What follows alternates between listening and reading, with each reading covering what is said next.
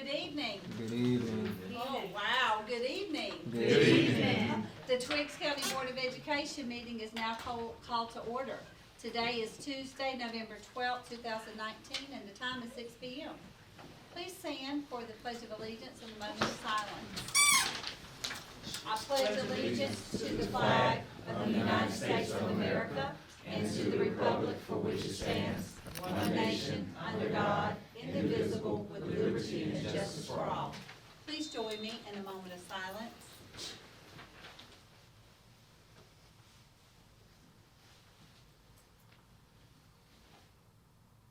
Thank you. You may be seated. This evening, we have myself, Joni Rainey, the chair present. We have our vice chair, Mr. Rouse present, and we have our board member, Ms. Blackshear present, and our superintendent. That's 3 board members. We have enough board quorum, so we're going to continue with our meeting that is according to the agenda. If you'll look at item 4, you'll see the approval for the agenda for tonight's meeting. Is there a motion to approve the agenda for tonight's meeting, November the 12th, 2019? Madam Chair, I move that motion. The motion's been made by Ms. Blackshear. Madam Chair, Yes. I just received a notification that Travante's Bass's presentation should not be an action item. You just see it? Yes, ma'am. Is that which one? Travante's Bass's presentation should not be an action It's item. not Just action. information. It's just information. Okay, all right. So if you will look at item, let me find it. Item D, it says the technology plan. It says action item, but it is, according to our superintendent, that's just an information item only. So if you will make that change in your agenda, and is there a motion to approve the agenda for tonight's meeting with that change? Madam Chair, I make the motion to approve the agenda with the correction. The motion has been made by Ms. Blackshear. Is there a second? Seconded by Mr. Rouse, to approve the agenda for tonight's meeting with the one change for item D, the technology plan is an information item and not an action item. All in favor, please raise your hand. That motion carries unanimously. You'll look at item 5, that is the approval of the minutes for our October the 22nd, 2019 meeting. You'll look at those minutes and see if you feel so moved to approve those minutes, please do so.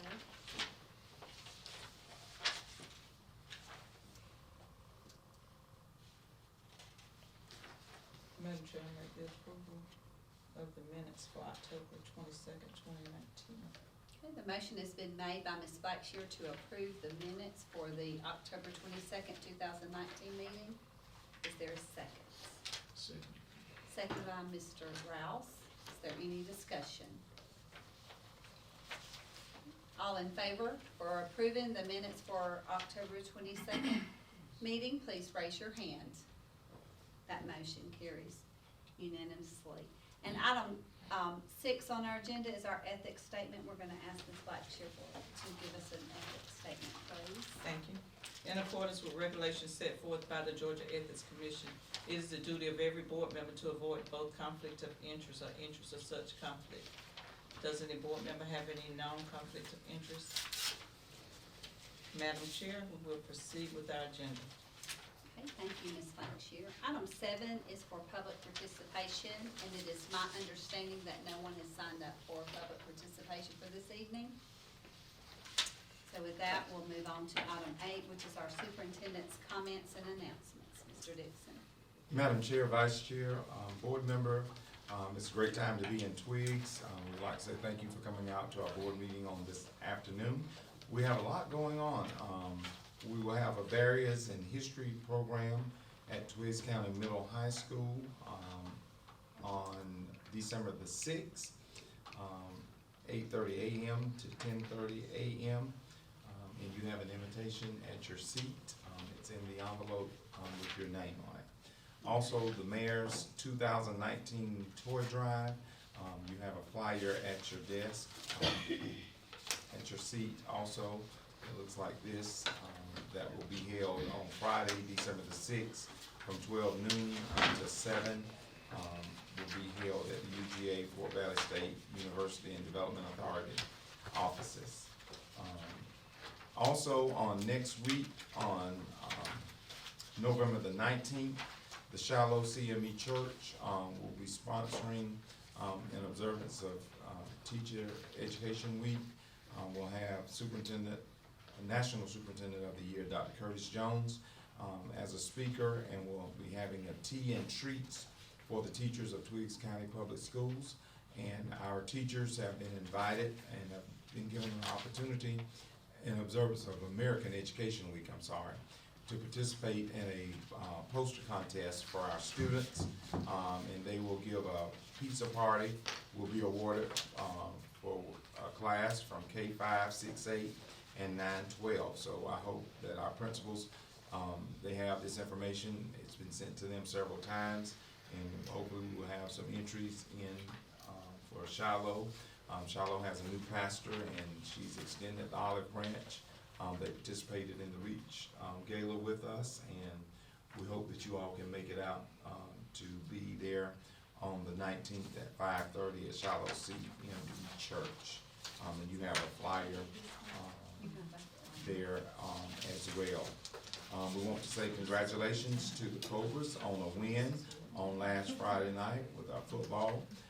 We're very proud of our middle school boys. They've been doing a great job. Our middle school girls, we're seeing lots of growth with them. We're very excited to see the growth that's taking place with them as well, with our athletics, and we're looking forward to the updates that we will get tonight on student achievement. So, Madam Chair, this concludes my announcements. Thank you so much, Mr. Dixon, for that. And with that being said, we're going to move on to our business agenda. The first item under our business agenda is a presentation from the class of 1994, a donation, and that's Ms. Sarah Sadler. Madam Chair, I don't believe she's here tonight, so Okay. we'll be looking forward to that. The next. Yes, All right. Okay, all right. Item B on our agenda will be, is an information item, Mr. King. And this is a CCRPI update. Good evening, Board Chair, Vice Chair, Board Member, Mr. Dixon. Yes. Tonight, we are presenting our CCRPI performance update.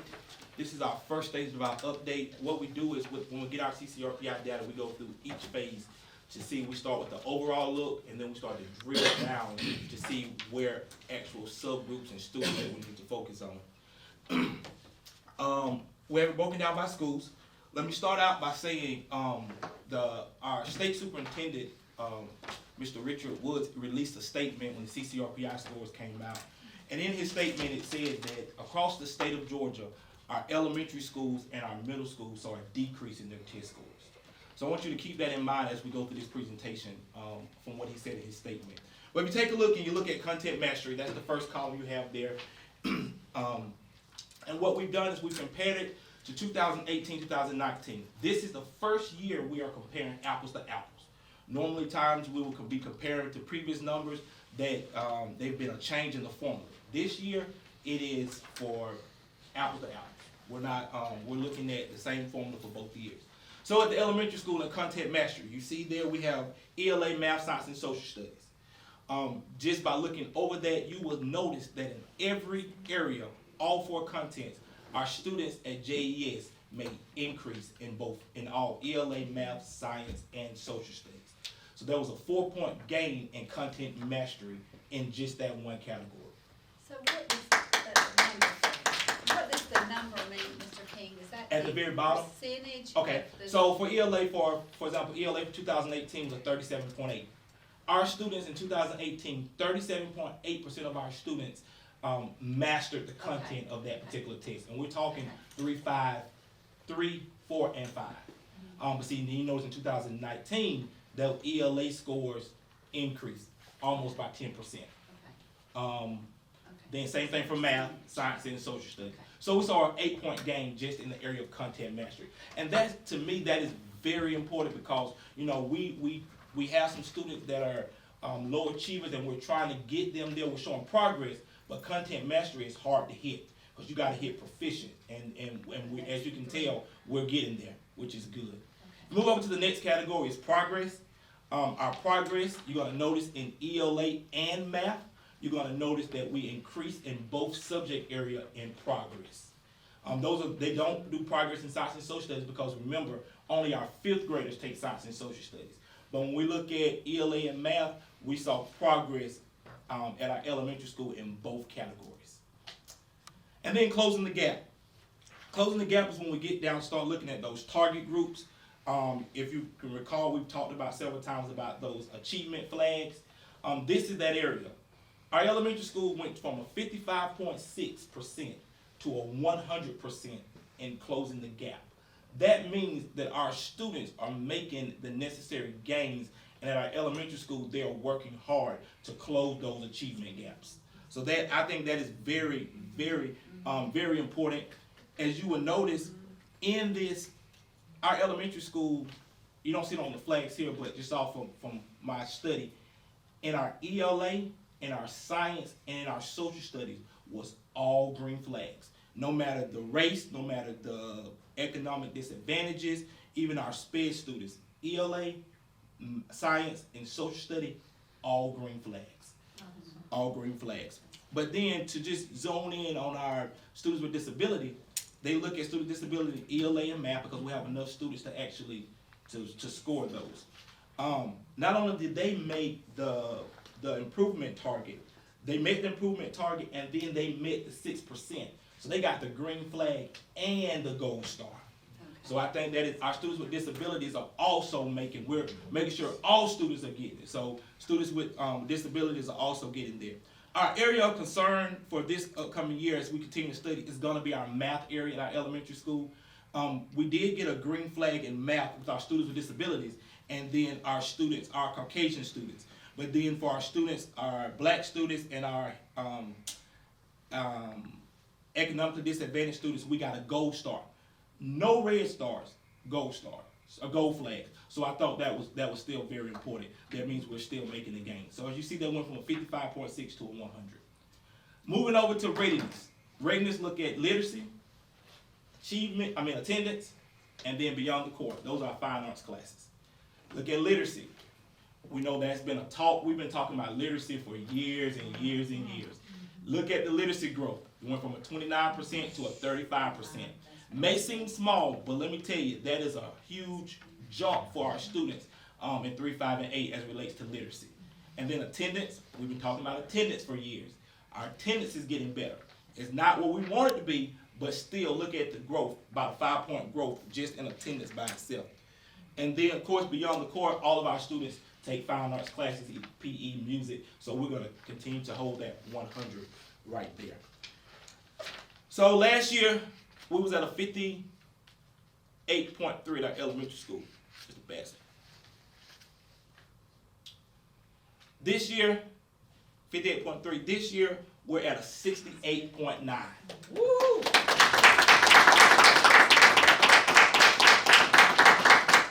Our elementary school jumped a little over 10 points. They have moved from as the grade letter of an F to a D, almost at a C. So we're going to keep pushing to get there where we need to be. Question about our elementary school. Keep doing what you're doing. All right, middle school. Middle school, you look at content mastery, you're going to notice in our areas of content mastery, overall in our middle school, you're going to see a growth in content mastery. But there are some areas of concern that we have to kind of look at. You look at ELA, we saw a drop in ELA. We saw a drop in science, but we saw an increase in math and social studies. And because of that large increase in math and social studies, overall, it kept our content mastery from going down. So we really had to, this year at the middle school, we had to lean on those math and social studies scores because we needed those to carry us over, and we got that with about a 1.2 point gain. Looking at our progress at our middle school, in our ELA, of course, I just mentioned to you that we saw a drop in ELA. Our math the progress that the students made in math is outstanding.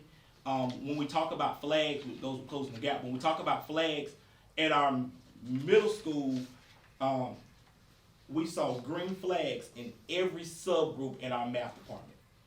Now, in our other areas, we saw some green flags in social studies. Our other areas, we still have some red flags, but the only consistency we had was in math, green flags all the way down. As you could tell, there was about a 12%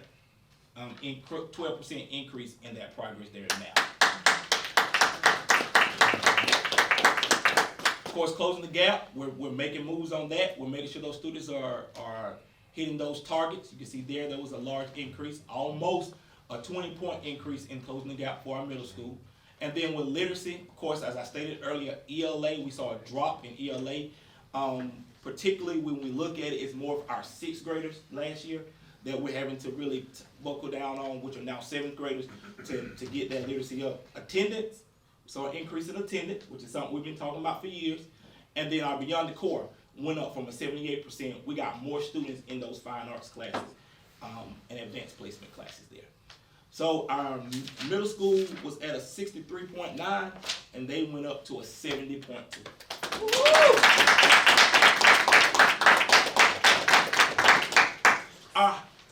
Our high school. Our high school this year, this is our 3rd year. Well, this will actually be our 2nd year on what you're seeing here when we went from a block schedule to a year-long. Okay, so what we're comparing to now is we're comparing year-long to year-long. The block would have been 2017, and remember that's year when we saw the tremendous increase, went to like a 79. So now we're back at a level, more of a level playing field now because this is comparing apples to apples. Okay, so with our ELA, last year in our ELA, our 9th graders did an outstanding job in ELA, and that's where you notice you'll see an increase in ELA. Our 9th graders really helped us in that area for ELA. Our math, we saw a decrease in our math. Our math went from a 45 to a 32, so we know that math is a concern there at the high school. Our science went from a 50 to a 45, so we know that is a concern. And then again, our social studies dropped from a 44 to a 41. So we did see a drop in our content mastery at the high school. The drop, even though we did see an increase in our 9th grade ELA scores, overall, with all 8 content that are tested, we saw a drop in our content mastery. In our progress, if you notice in our ELA progress, we still saw that progress to improve. Our progress went up in ELA as well as in math. So you're going to notice that we see an increase in progress. So what does that mean? Content mastery, our students did not necessarily hit the mastery mark, but again, they're making progress. And we celebrate progress because we know that our students are giving it their best. So we're proud of that. Our closing the gap, 2018 in our high school, our closing the gap was a 100. Our closing the gap dropped to a 34.4. If you go back to the content mastery side, what that means is that we're not hitting those targets in those content areas. So we have to really go back and look at that. In our next phase of analyzing our data, we're going to start to look at individual students to see actually if this been a trend throughout their career or was last year just a year that we need to just really reflect on. When we look at readiness, look at the literacy. Literacy improved from a 40 to a 49. Our attendance did not move much, but our attendance still improved, which is great. Our advanced placement was at 100. We dropped to a 65.25. That's our students taking advanced enrollment classes, mostly through Central Georgia Tech. Pathway completers, our pathways went from an 87.5 to an 83.02. And with that, we have to really encourage our students to complete their pathway. They start one, and then I don't want to complete it anymore. And, we try to encourage them to complete it. And parents may decide, I don't want them to complete it. They can go on to something else. So we're really so what we're doing now, even in the 8th grade, we really talk to them about what pathway you want to start. Let's finish this pathway, and then, because you can complete 2 within your high school career. So we really got to get them to finish their pathways and don't just jump around to different things. College and career readiness, we dropped from a 50 to a 48%. And I'm actually missing one box on there, and it is our high school graduation is calculated into the high school, and we were at a 92.3 this year. So we saw just a small drop from a 93 to a 92. So that's calculated. So our high school was at a 72.5.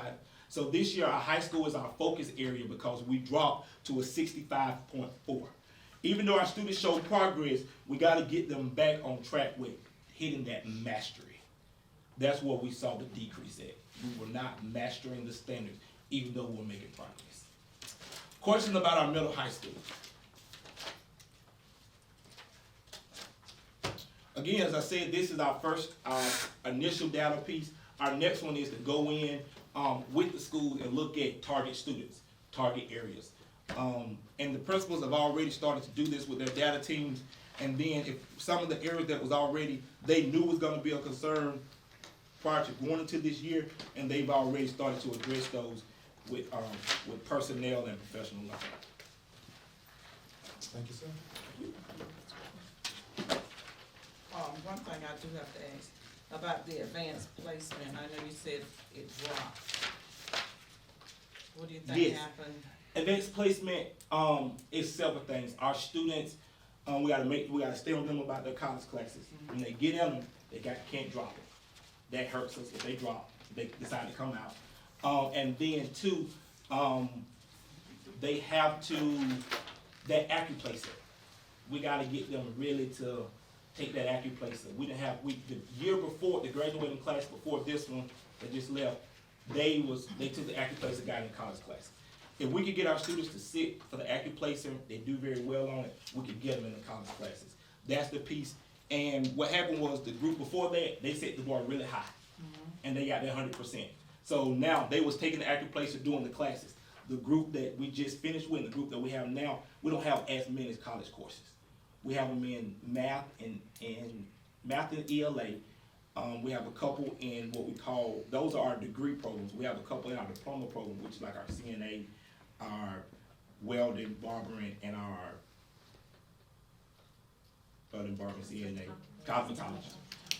So we just gotta get them to take the AccuPlacer and really get in there And what grades do they take that? they can take it as early as 8. Take it as early as 8. And matter of fact, And we have some that are program ready as early as 8. so I have, a matter of fact, the other day in the hall, one of the students stopped me and asked can we get ready to take another one? And I've already talked to Dr. Foster about getting us another one scheduled because some of the students are ready. So we're gonna let them try. They can try as many times as they want, but they have to pass it in order to get in the program. And we're starting to see now not as many to pass it. I don't know, I really haven't studied the AccuPlacer, so I don't know if the AccuPlacer has changed over the years to where it's harder, but a lot of students aren't doing as well with it as we would like them to do. And another thing about the pathway, so how are you guys gonna be able to make sure that they're staying on track with the Staying in pathway? it. Or if they do change, how can they get to, how are y'all gonna make sure that? If they change, well, it goes simply, if I'm the pathway teacher and the student decides they don't wanna take me anymore. And, we try to convince them, keep them in there. Once the parents write the note and say they can change, they can go to something else, it hurts us. Oh, so the parents, The right? parents can't, the parents will mostly, if the students wanna come out, that's the first thing they do, have their parents write a note, have their parents call, and they want them to come out. So we're really trying to get them more interested. Do the pathway inventory. Are you sure you wanna do, the home ec? Or are you sure you wanna do agriculture? So once you get in there, we need you to complete all 3 classes and take the test, and then switch. But when they get in there, it's really hard to, you gotta fight that battle. Okay, I would like to see us really work hard on the test when they start in the 8th to try to promote our kids to really get and, make sure that they take that test so they can take a lot of the advanced placement. Absolutely. All right. Anything else? Thank you, Mr. King, for that. Thank you, everybody, JS, middle school, high school, Thank you so much. great job. Great job.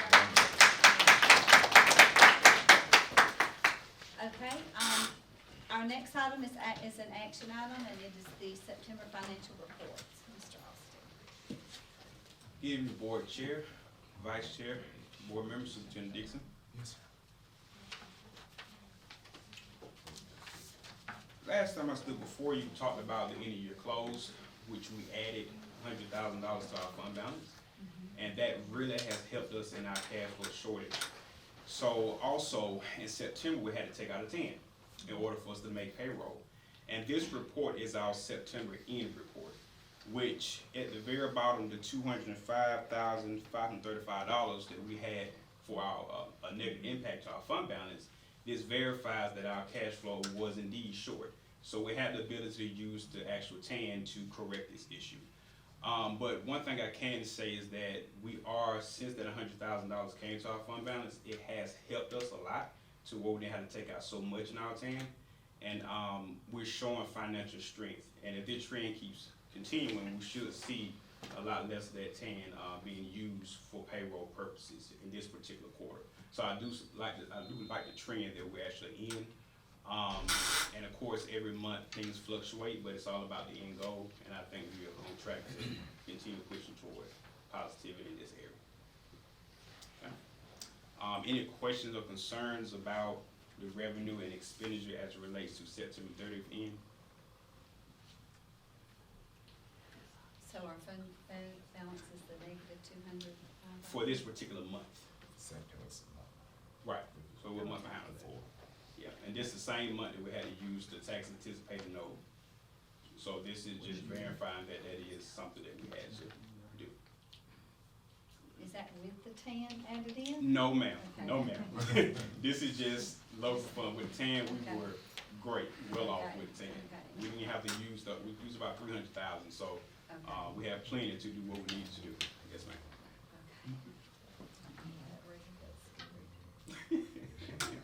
Now, we're watching it carefully, so we're gonna make sure everyone get their money. Yes, ma'am.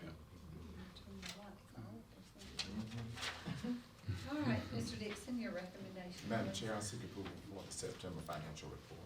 Okay, you see the, September financial report. Is there a motion to approve the financial report for September as presented? I move that motion. The motion has been made by Ms. Blackshear. Is there a second? Seconded by Mr. Rouse. Is there any further discussion? All in favor, please raise your hand.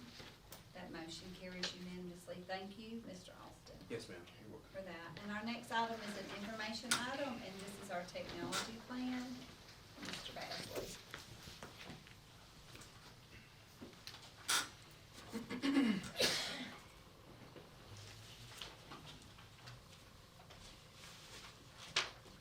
Board Chair, Vice Board Chair, Board members, Mr. Dixon, good Yes, sir. evening. Good evening. What I have provided for you is a draft copy of our upcoming technology plan that I will be bringing back at a later date. I just want to give you guys some foundational information as to how we got to this point and what's all included into this document. Currently, it's about a 34-page document. I consider it a work in progress still. I'm in the process of disseminating it to parts of my technology committee. I put a committee together and we're gonna go through it, look at it, see if anything needs to be changed, if anything's accurate. I'm also gonna give it to some administrators as well to look over. So this might change. I'm looking forward to bringing it back to you, probably the second board meeting in December for approval, because I want this to be our 3-year going ahead. So for tonight, what I wanted to do is kind of just give you an overview and some foundation as to how we got here. So the purpose is, again, to look at some of the changes in the funding sources that we have, some infrastructure and hardware needs and assessments that we have, some of our inventories, and some needs in future projects.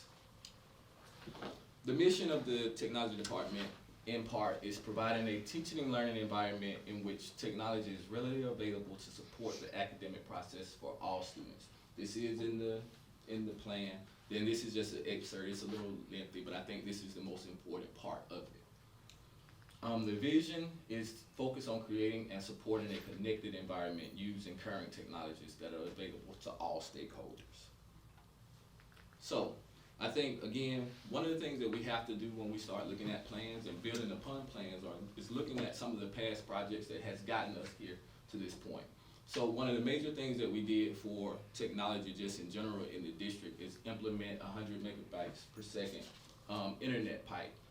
The next slide will show you where we came from, but just a little background knowledge. That number was at 15 megs. And as a reference, most people that has high-speed internet in their house has about, at the minimum, 5 megabits per second. So we were doing 15, trying to run 800 students, wasn't gonna work. We've given laptops to all our teachers. We set up new labs in the elementary and middle school, and actually we have new labs at the high school as well. All of our classrooms do have wireless access, and we do have antivirus for our district. This is important because a lot of times we look at plans, we say, well, we have that, but you also have to understand what the next wave of things is coming, so that's how we have to look at it. So again, like I said about the infrastructure, if you look on the left, this is where we were. All of our internet was coming in here at the board at a total of 15 megs per second total, and I was only able to disseminate that out at 10 megs to any location at the schools. That was a bottleneck for us, and where we are today as far as one-to-one, there is no way that we could have ran that at the school. So one of the projects that we did was move the incoming bandwidth to the middle high school and added a fiber connection over to the elementary school so they can all share that full bandwidth together without having any bottlenecks. Now, we still do have a bottleneck here at the board office, and it's running at the same 10 megs per second, but we're only serving about 15 users here, limited video, stuff like that, so it's not as bad. It is an area of need, but that's just where we are.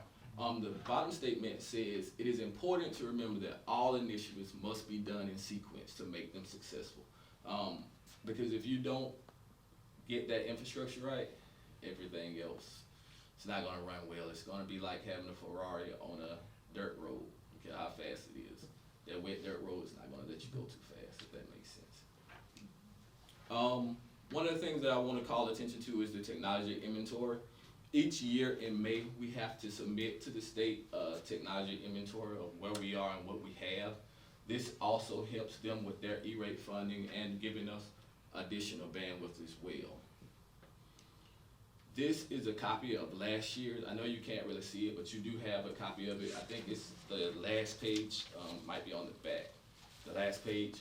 The thing to highlight here is the very bottom bolded print. It says students per instructional computers.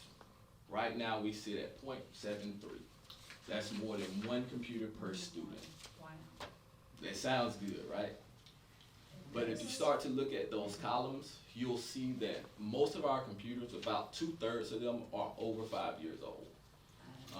That's a very cause for concern.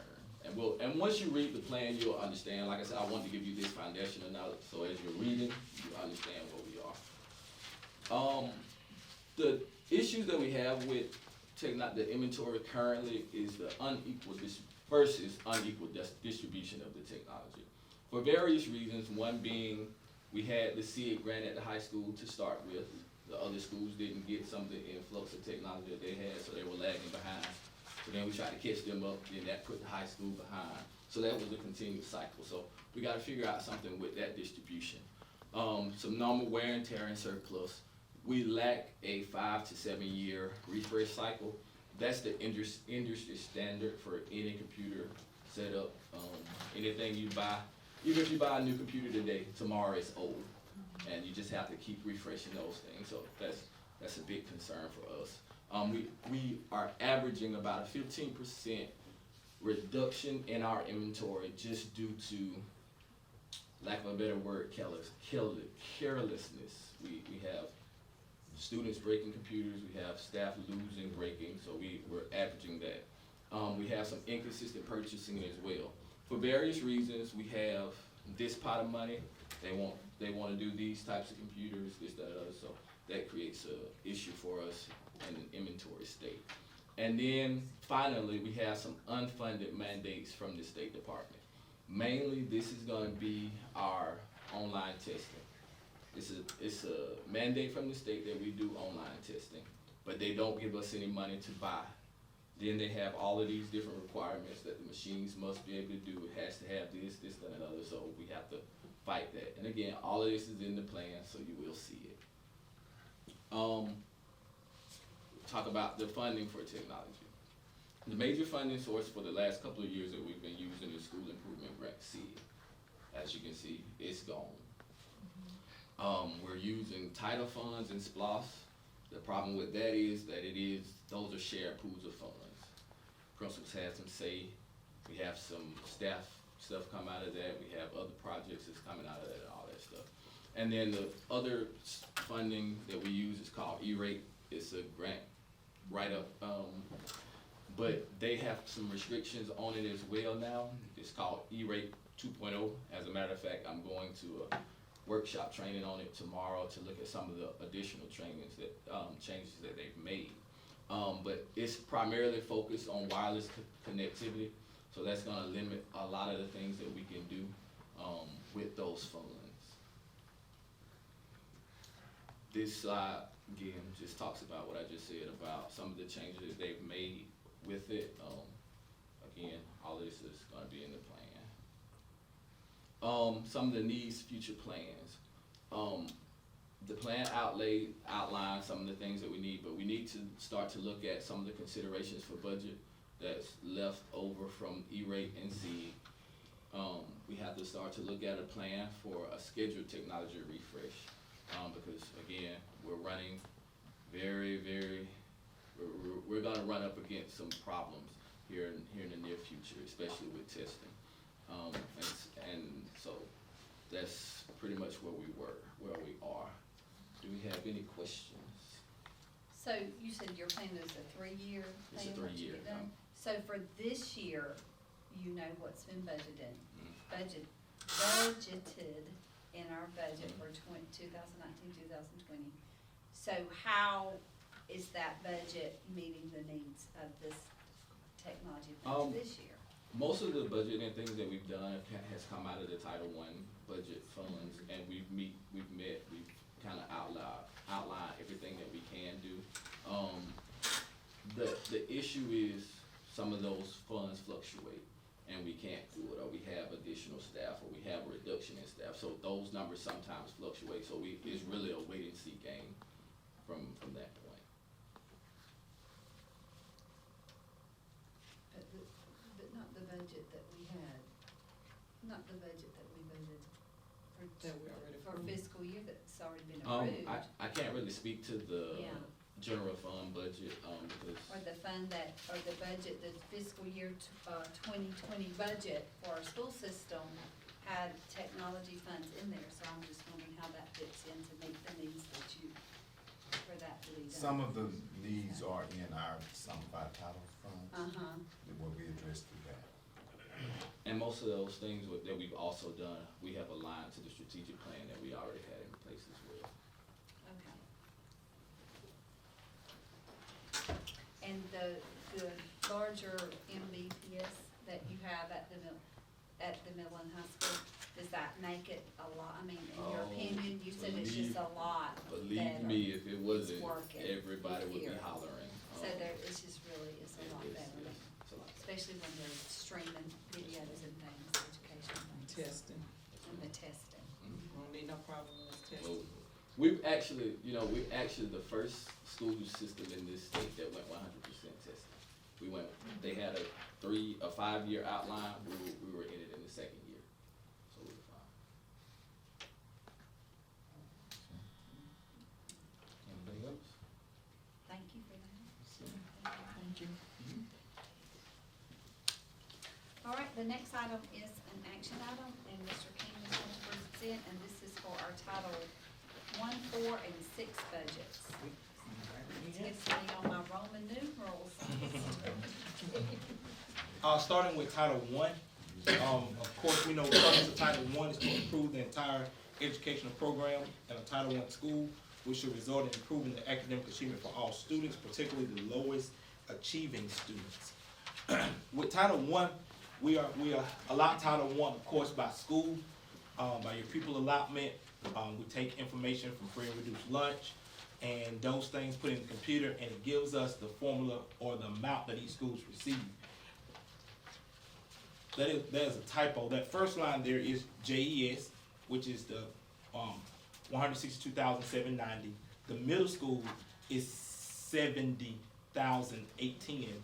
The high school is 74,460, and then the district set aside is the 173,202. So on your bottom of your sheet there, that last line is district set aside.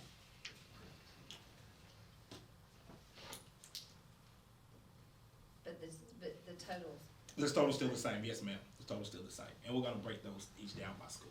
okay. So for the elementary school, function 100, which is designed for instructional purposes. This year, one of the areas that we improved on was our paras in our lower level to help with that literacy, to improve, give those kindergarten teachers some support. We look at those salaries and those benefits and take into consider, I think that's maybe like 4, maybe 5 paras. It puts us at $124,963. That's in salary, benefits, FICA, all included in that amount. And then, of course, we have some software at the elementary school, which is used directly by the students for instructional purpose, averaging at $11,488. So for instructional purpose of the budget at the elementary school, we're spending $136,451. And then function 2213 is instructional staff purposes. So at this point, this is where you will have, if it is tied to actually certified teachers. So a portion of Title I, each school splits with our academic coach at each school. So a portion of that is included there. And then software. If it's in 2213 software, that means this software is used by the teacher to make instructional use. The teachers actually use this software versus what you see in software for 1,000. If the students use it, it's direct instruction. And if it's a teacher software that they use to maybe do some type of progress monitoring, to do assessment for students, that's gonna be in your 2213. So those are the 2 categories that we use this year for the elementary school to budget his fund. Middle school. Middle school, of course, we're back, same 2 functions, function 1,000. Salaries and benefits takes care of staff members that are actually directed with student achievement, so they do paraprofessional. Software, they have 1,500 in software that are used by the students. Mr. Badger just finished talking about computers. This year, the middle school budget allowed $20,000 just to replace some of their broken computers, so they can make sure that they continue their one-to-one and they are ready for testing when it comes around in the spring. And then they allowed it $1,400 for classroom libraries, trying to put more books in the classroom. Teachers wanted novels and that kind of things to help with instruction, so they put 14 there. Then, of course, your instructional staff training again, salaries and benefits. At our high school, we have contracted services. As I talked about in our previous plan, our major concern that we have to improve on is the area of mathematics. Mathematics is really draining us in that area. So they've allowed it contracted services to help in the areas of mathematics. Software, $19,150, and then they've allotted some money for supplies, things that are needed throughout the teacher's classroom. If it's in 100, again, it has to be used by the students. And so those are supplies they may buy. We don't want students to say they don't have notebooks, they don't have this, so we put that in there so we can make sure we do that. And then your instructional staff training, salaries and benefits again, and then they allowed $6,000 for professional learning. And then your district set-asides, these are money that we set aside prior to even allocating our school funds. Of course, we have 2,100 pupil services. That includes our family engagement. We have to allow 1% for homeless. and then supplies that are tied to family engagement. And then your general administration covers your salaries and benefits, professional learning supplies, and then we have to cover our indirect costs, which set by the state, and then we have to contribute to the audit costs of our grant. So that puts us, for our Title I, being awarded $481,262. Any questions about Title I? For our homeless, do we have anyone in that? I have to check with Miss Sampson. And if that particular money there is like if they need like book bags or they need any supplies like that, they can, if she identifies that, and then she can get it out there. Normally, because of the schools already have so much supplies in their money, we normally just roll it over to the next year. We have not really had many people to take advantage of that because of they've already put supplies in there. So it's like, homeless or not, you get a bunch of notebooks, you get a bunch of paper, you get a bunch of pencils. So that money is directly toward like supplies. Who mainly takes care of the homeless? Miss Sampson. Ms. Sampson. Carriers. And we do have homeless students identified. Homeless is, the definition for homeless is if you live in doubled up, those kids, some kids living with grandparents. The homeless, definition of homeless for as it relates to Title I purposes is different from just homeless living on the street. So if you live in doubled up, like two families living in one household, you could be identified as homeless. Then, so it has a different meaning, in with that, so. Ms. Sampson take care of that. Questions about Title I? All right. This Now- budget has been submitted to the state, which we have to get approved by the state, before we present it to you all. Moving on to Title IV. The purpose of Title IV is to improve student academic achievement by providing all students with access to a well-rounded education, as well as improving school conditions for student learning. And here again, you will notice that we have, we use those same two categories, which will be 1,000 for instruction and then instructional staff training. And so those are there. 34,798 is what we allotted in our Title IV. Title IV is a little different, slow down just a little bit. Title IV is a little different because with Title IV, they set perimeters on percentages. You have to spend a certain percent in well-rounded. You have to spend a certain percent in safe and healthy schools. You have to spend a certain percent in effective technology training. So we have to spread it out throughout those ways. So one of the ways that we spend our well-rounded money is, it has, again, tied to instruction, because it's 1,000. We buy STEM scope supplies for our students. Every teacher that teaches science have STEM scope supplies, so they're doing labs, they're doing things that the students may not get to do if they didn't have those kits to help bring that instruction to life. And we do that by creating a well-rounded environment. So we put money in there to make sure we can purchase kits every year. 2213 also includes portions of salary and FICA. Our substitutes, for example, I talked about, you have to provide PL. So we have to do some type of PL that's tied back to our teachers. So we do that, and we have to allot some sub money there. PBIS software, we use PBIS to support our safe and healthy school. So we have software for that. And then, of course, registration and then the travel for the teachers to attend PL.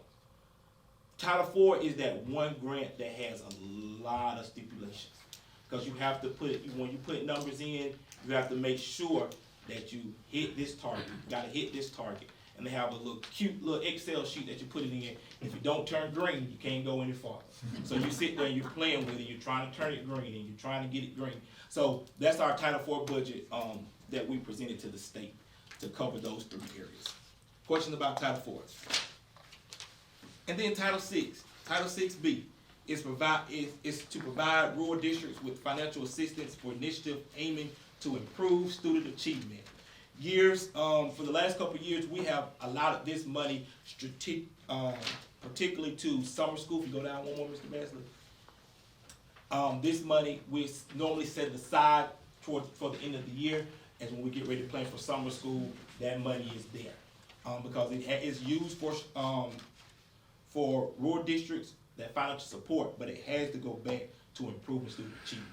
So wait till those milestone scores come out, and then we start pulling from this money to make sure we provide the, additional support. Question about 146.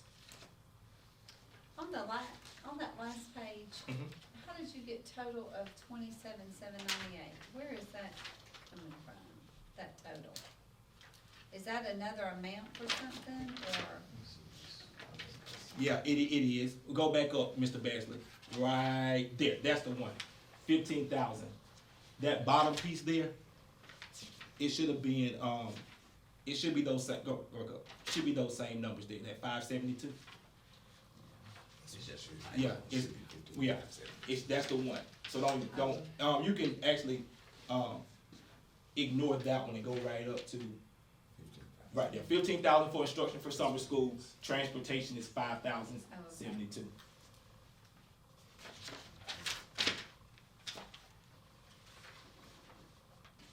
So the other one, Yeah, that one you can, yeah, that one is, you don't have to pay out any attention. What I was doing, if you notice, I was using my same chart to fill in my numbers from my Title IV, and I didn't change those two numbers there. So, yeah. But all we earn from Title VI-B is the 15,570. That's correct.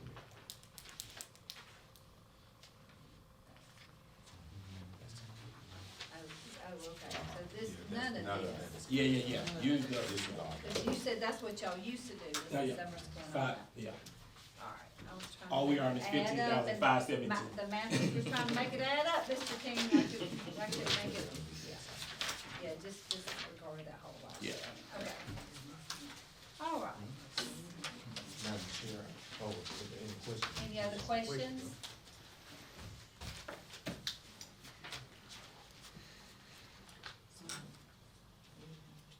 It's an action item. This is action. All right, you want to make a recommendation, Mr. Dixon? Madam Chair, I will seek approval. We have to submit to the state, get state approval. The state directors have approved all of the budgets according to their guidelines. Okay, you've heard Mr. King's, presentation and our superintendent's recommendation. Is there a motion to approve the title budgets as presented?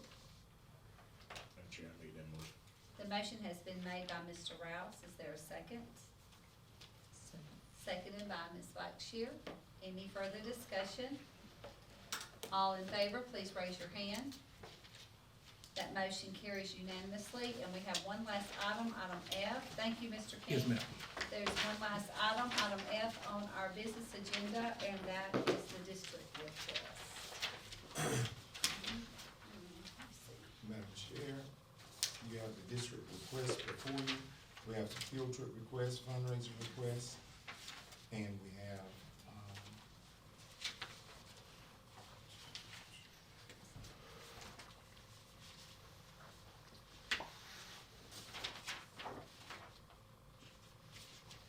facility requests, before you, that we will seek approval for. You see the field trip fundraiser and facility request before you. Mr. Dixon has recommended to approve those. Is there a motion to approve these that you see before you?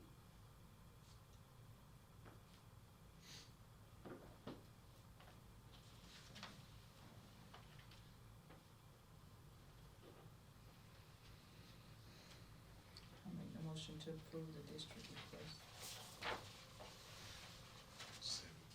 The motion has been made by Ms. Blackshear and seconded by Mr. Rouse to approve the district request as presented that we see before us. Is there any discussion? All in favor, please raise your hand. That motion carries unanimously. That's it, and that's the end of our business agenda. Is there a motion to go into executive session for personnel matters and land acquisition? I make that motion. Motion has been made by Mr. Rouse. Is there a second? Seconded by Ms. Blackshear. All in favor, please raise your hand. That motion carries unanimously. We shall return. Is there a motion to return to regular session from executive session? I make that motion. The motion has been made by Mr. Rouse. Is there a second? Second. Seconded by Ms. Blackshear. All in favor, please raise your hand. That motion carries unanimously. And in our executive session, the first thing that we discussed was personnel items. And, we'll go through these. Is there a motion to approve the hiring of candidate number 4312, Tweeds County Middle School? I make that motion. The motion has been made by Mr. Rouse. Is there a second? Second. Seconded by Ms. Blackshear. All in favor, please raise your hand. That motion carries unanimously. Is there a motion to approve, the hiring of candidate 1204, Twiggs County Middle School?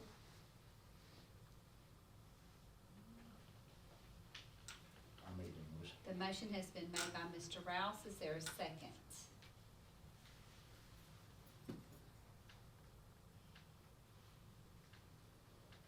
Second. Seconded by Ms. Blackshear. All in favor, please raise your hand. That motion carries unanimously. And in our resignations, is there a motion to approve the resignations, the 3 resignations as presented? If you'd rather me take them separately, please let me know. But you move either way. You like, Together's okay.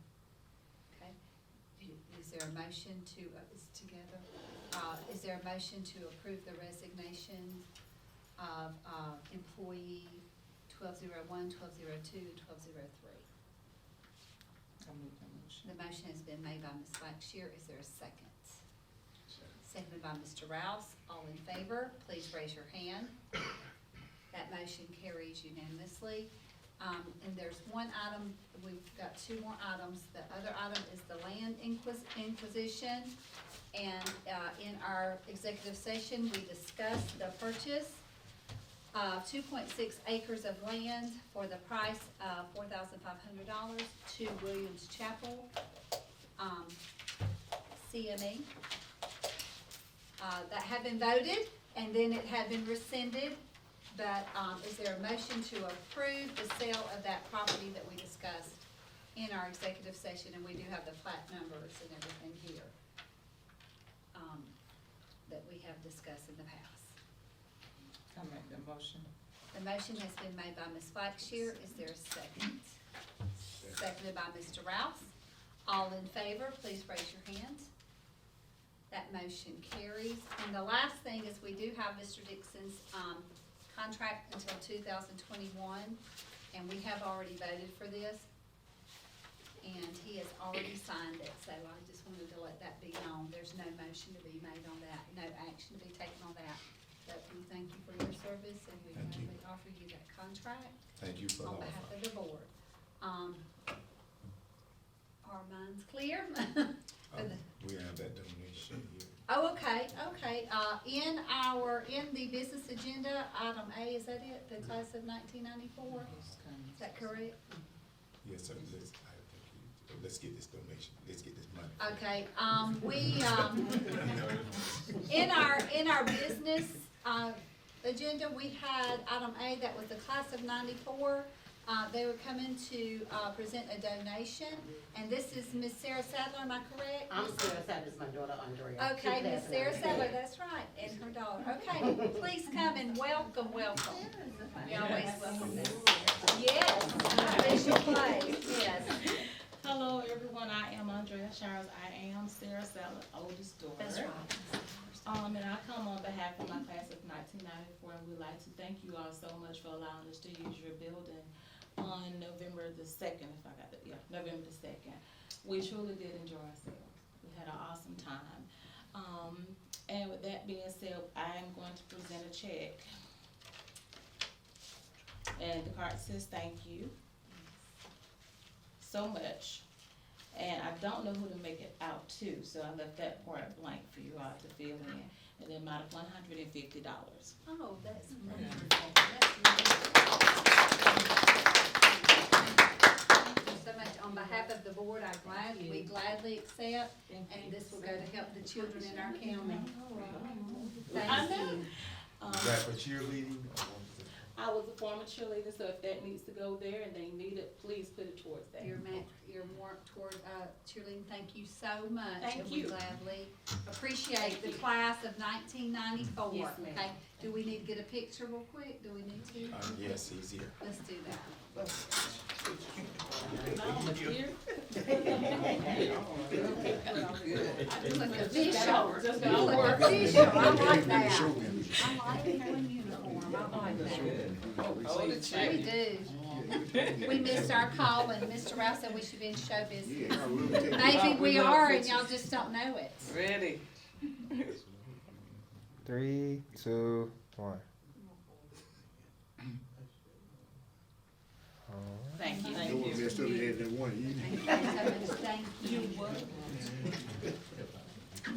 The apple doesn't fall too far from the tree. Thank you. Uh-huh, that's right.